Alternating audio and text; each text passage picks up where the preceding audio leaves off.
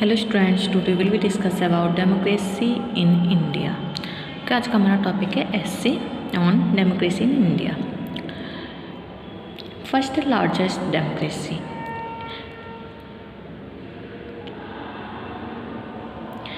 India is the largest democracy in the world.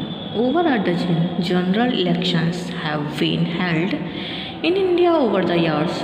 The most developed and richest countries of the world are surprised to see how the illiterate and poor masses of India choose their own government. Okay. Next है parliamentary democracy.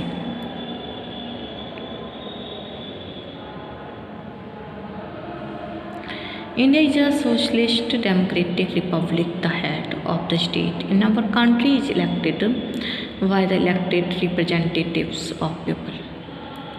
The members of parliament are elected by people through secret of people. The members secret ballot.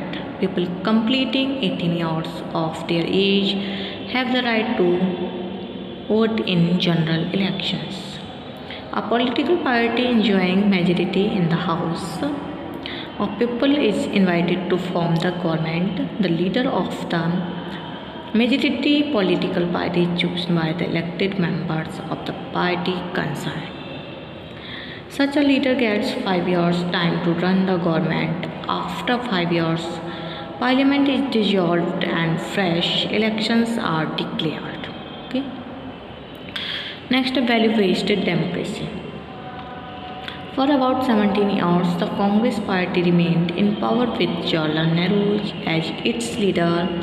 Parliamentary elections were held after every 5 years on certain values and principles. The opposition in Parliament also played an effective role. In states also, the legislative assemblies were formed and the governments made in the same way. The central and state governments were guided by the directive principles of state in framing their social and economic policies. The chief aim of every political party was to serve the people and the nation with its utmost devotion and sacrifice. Leaders like Jawaharlal Nehru, Lal Bahadur Shastri, Govind Ballabh Pant, Sardar Patel, Ram Manohar Lohia gave a new direction to our parliamentary system on democracy. Okay.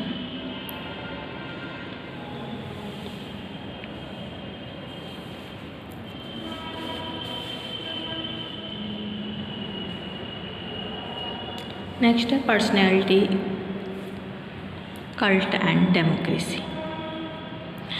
After the death of Lal Bahadur Shastri, Mrs. Indira Gandhi was made the leader of the Congress party and Prime Minister of India. A revolt based on the personality cult took place in the Congress party. The party was divided.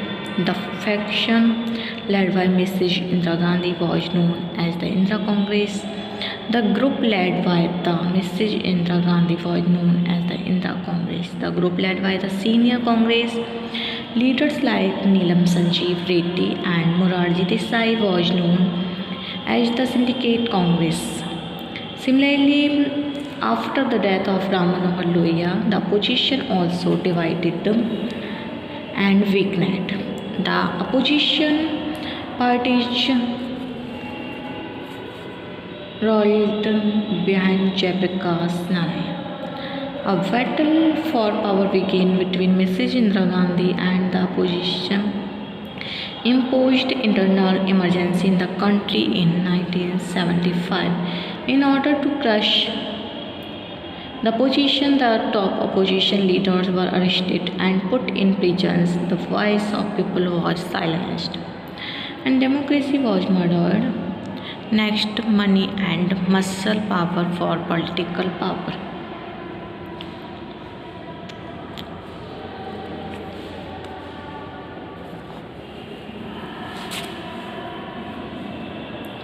In the 1977 elections, Indira Gandhi was defeated and the opposition came in power for the first time, but due to overlapping ambitions of some top leaders, the ruling opposition was divided and general elections were declared just after 2 years. Mrs. Indira Gandhi used money and muscle power to come in power.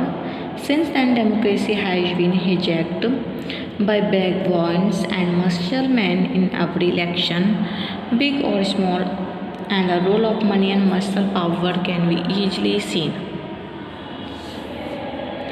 Now every political leader tries to make as much money as he can. He also patronizes a brigade of muscle men for rigging and booth capturing in elections. Now democracy is no more a government of the people, for the people and by the people. Varna Shaw says government by the people is not and never can be a reality. It is only a crime by which demagogues humbug us into voting for them. In our present day democracy, it is money that does everything. Varna Shaw says that money has what and solid democracy. Money talks, money prints, money broadcasts, money reigns.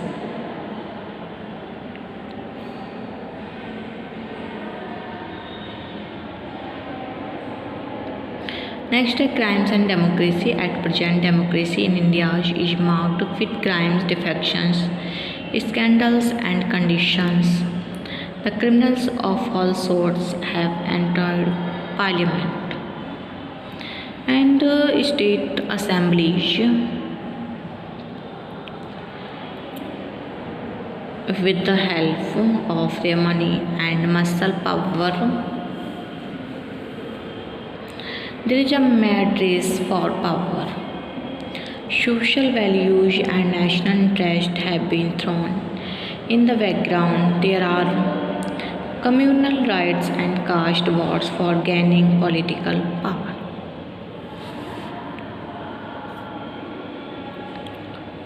Last day conclusion.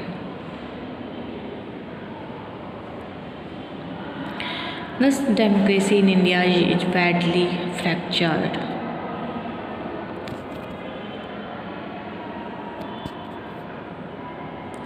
There is no hope from our politicians for any political reforms. If there is any hope, it lies only in the maturity and wisdom of people of India.